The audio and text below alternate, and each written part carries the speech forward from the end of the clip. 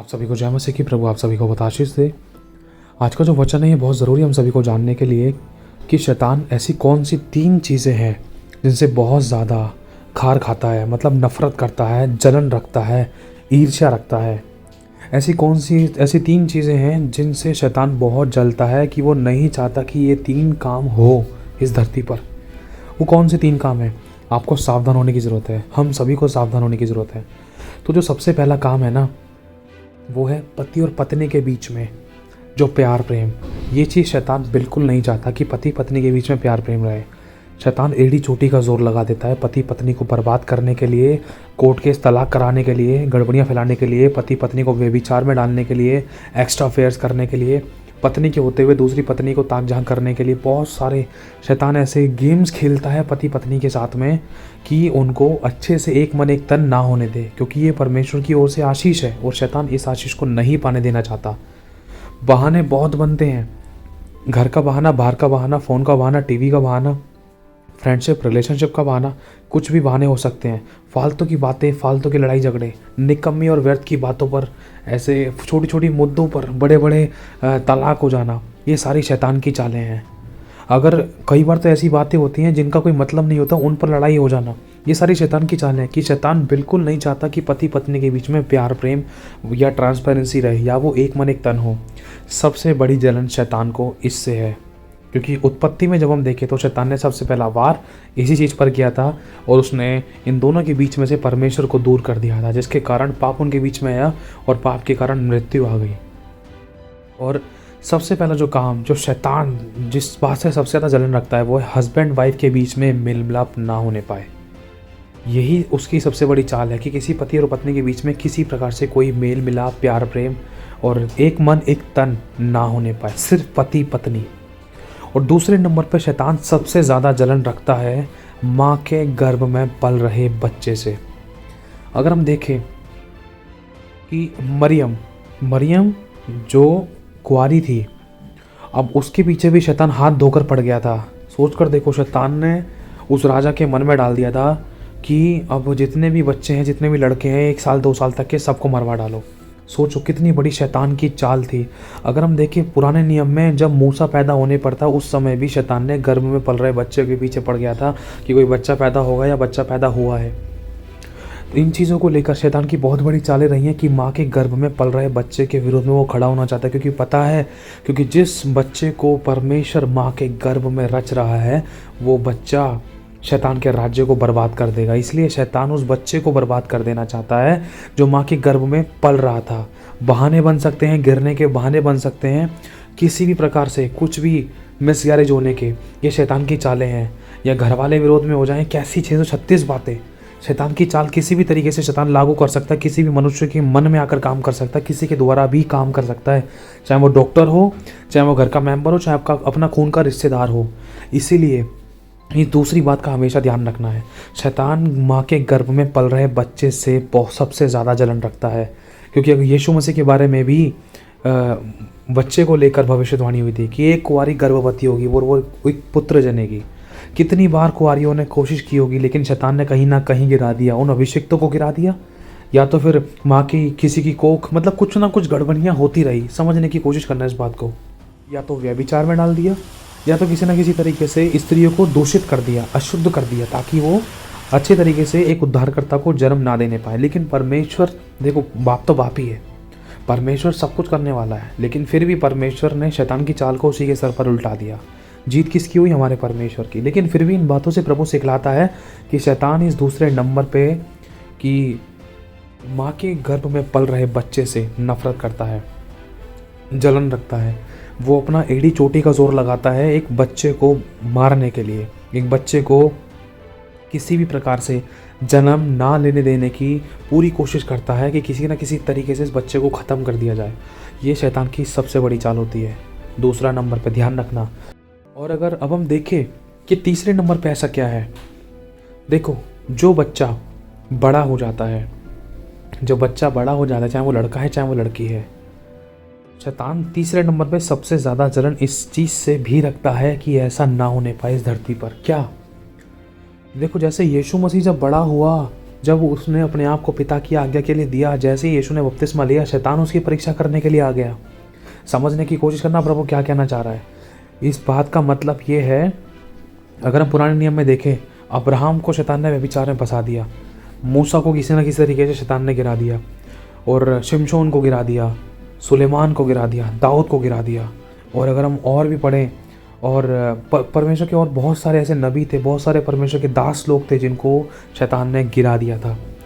और यही चीज़ शैतान उन्हीं चीज़ों को आज लागू करना चाहता है। क्या कि तीसरे नंबर पे शैतान किस बात से सबसे ज़्यादा नफरत करता है, जलन रखता है कि ऐसा इस धरती पर ना होने पाए, वो है एक व्यक्ति के परमेश्वर की सेवा के लिए तैयार होने को लेकर। अगर उसका अभिषेक हो चुका है तो उसको गिराने को लेकर। समझना, कहने का मतलब है कि अगर कोई इंसान है, कोई भाई है, अब वो भाई परमेश्वर की सेवा के लिए तैयार हो रहा है, तो शैतान इस बात से जलन रखता है कि उसको तैयार नहीं होने दूंगा, उसकी नियुक्ति से पहले ही उसको गिरा दूंगा, पाप में डाल दूंगा, व्यभिचार में फंसा दूंगा, उसको 4 लड़कियों के बीच में ले जाऊंगा, नशे पत्ते में डाल दूंगा ताकि ये खुदा से दूर हो जाए या सुसाइड कर ले। इसकी ज़िंदगी में ऐसे बहाने बना दूंगा कि ये बंदा अपना सर फोड़ लेगा और अपने आप को कुछ खा के मर जाएगा या कुछ ना कुछ कर लेगा, लेकिन इसको परमेश्वर की सेवा नहीं करने दूंगा। अगर ये परमेश्वर की सेवा करेगा तो ये शैतान के राज्य को बर्बाद कर देगा, वरन और दुष्ट आत्माओं को निकालेगा और दूसरे लोगों को आज़ाद करेगा और दूसरे चेलों को नियुक्त करेगा। इसको यही काम नहीं करने देना है। इसको उसकी बुलाहट से पहले मैं गिरा दूंगा, व्यभिचार में फंसा दूंगा, पाप में डाल दूंगा, या इसको सुसाइड कमिट करवा दूंगा, या इसको सब चीज़ दूर करवा दूंगा, या ऐसा पागल कर दूंगा इसको कि कुछ चाहकर भी नहीं कर पाएगा। शैतान एड़ी चोटी का जोर लगाता है एक प्रभु के सेवक को बर्बाद करने के लिए। किस चीज़ को? या तो उसका अभिषेक ना हो पाए, इस चीज़ से जलन रखता है। अगर अभिषेक हो भी गया कैसे ना कैसे कर कुरा के, अभिषेक होने के बाद भी या तो उसको गिरा दे, वो सेवा को पूरी तरीके से खड़ा कर ही ना पाए। समझना, सबसे पहले नंबर पे शैतान किस बात से जलता है? एक पति पत्नी के बीच में जो प्रेम प्यार, शारीरिक और आत्मिक जो प्यार प्रेम है, ट्रांसपेरेंसी, उनके बीच में प्यार प्रेम क्यों है?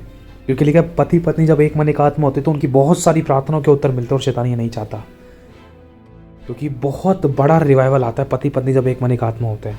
आप देखना, जो भी परमेश्वर के बड़े बड़े अभिषिक्त हैं, और उनकी भी कहीं ना कहीं ऐसी गवाहियाँ नज़र आती हैं जब वो एक मन एक आत्मा होते हैं, बड़े बड़े चमत्कार होते हैं, उनकी सेवा बहुत सामर्थ्य रूप से बढ़ती है, डिलीवरेंस होते हैं, ब्रांचेस पे ब्रांचेस खुलती हैं। ये सच्चाई, क्योंकि एक मन एक आत्मा है।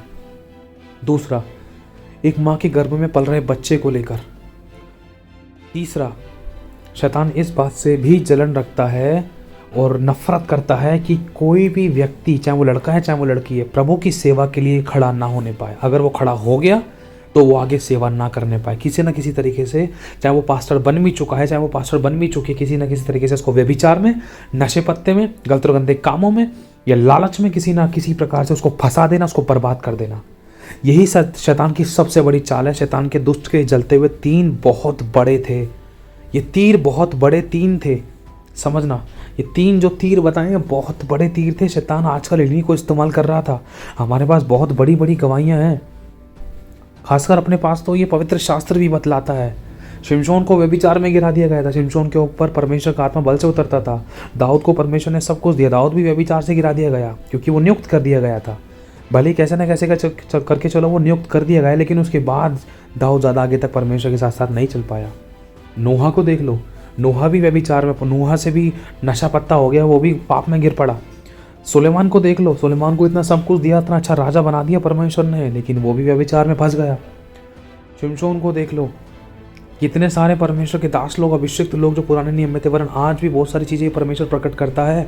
इसलिए प्रभु कहता है सावधान, क्योंकि दिन बुरे हैं, कि कोई तुम्हें भरमाने ना पाए, क्योंकि भरमाने वाली गंदी आत्माएं किसी न किसी तरीके से किसी के भी द्वारा काम कर सकती हैं, जो एक इंसान को परमेश्वर की बुलाहट से, उसकी सेवा से दूर कर सके, पहला। और दूसरा, एक बच्चे को किसी न किसी तरीके से पैदा होने से रोक सके। तीसरा, पति पत्नी के बीच में किसी प्रकार से प्यार ना आ सके। ध्यान से समझना, ये बहुत इंपॉर्टेंट चीज़ है एक सेवक के लिए। और एक सेवक के अंदर है ना, पति पत्नी के बीच में प्यार और मेल मिलाप और विश्वास, ट्रांसपेरेंसी, फिजिकली और स्पिरिचुअली होना ज़रूरी है। दूसरे नंबर पे उसका जो वंश है, उसके जो बच्चे हैं, वो पूरी तरीके से उसकी अधीनता में रहें और उसके पास आशीष होने पाए।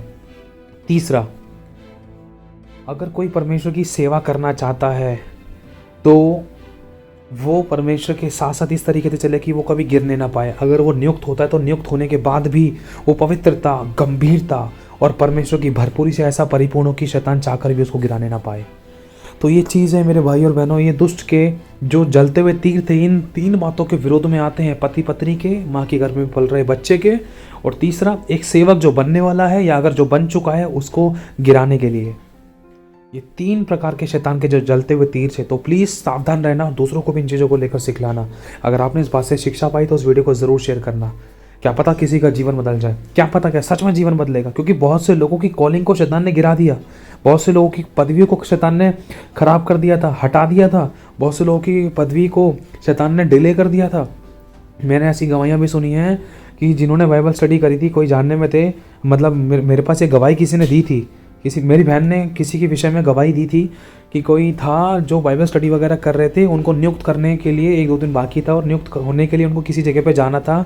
उस बीच में जब वो बीच में सफ़र कर रहे थे, सफ़र करने के दौरान उनको एक लड़की मिली और लड़की के साथ उनका मतलब चक्कर हो गया और उसके बाद वो कहीं और चले गए। सोचो, व्यभिचार के कारण कहाँ वो आगे चलकर हज़ारों को चराते, कहाँ वो आगे चलकर पास्टर बनते, पास्टर बनने के साथ साथ कितने लोगों के लिए प्रचार करते, कितनी ब्रांचेस खुलती। लेकिन शैतान ने उनको पहले से ही व्यभिचार में फंसा दिया ताकि इसकी सेवा शुरू ना हो सके।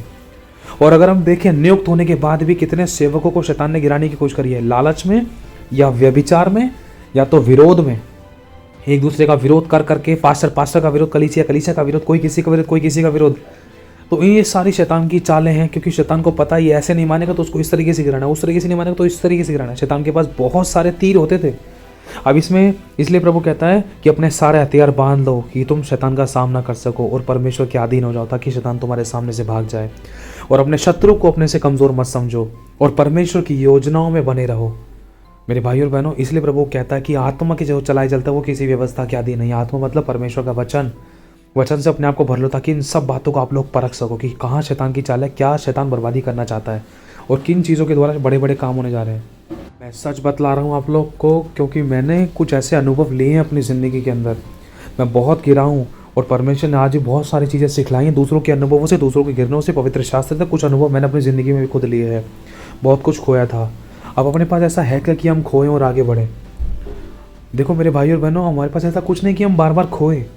जो है उसी को निहारते हुए, उसको देखते हुए, उसको संभालते हुए उस निशाने की ओर दौड़ें जो हमारा यीशु है, ताकि हम उससे मुकुट पाएं और शैतान का सर कुचला जाए। जिस कार्य के लिए, जिस सेवा के लिए, जिस बुलाहट के लिए परमेश्वर ने आपको और मुझे बुलाया है, चाहे वो कैसी भी सेवा, चाहे वो कुछ भी काम है, चाहे वो घर की सेवा है, चाहे घर संभालना, परिवार संभालना, बच्चे संभालना, चर्च की सेवा, एक पादरी होने की सेवा, वर्शिपर की, क्या कैसी भी सेवा होती है।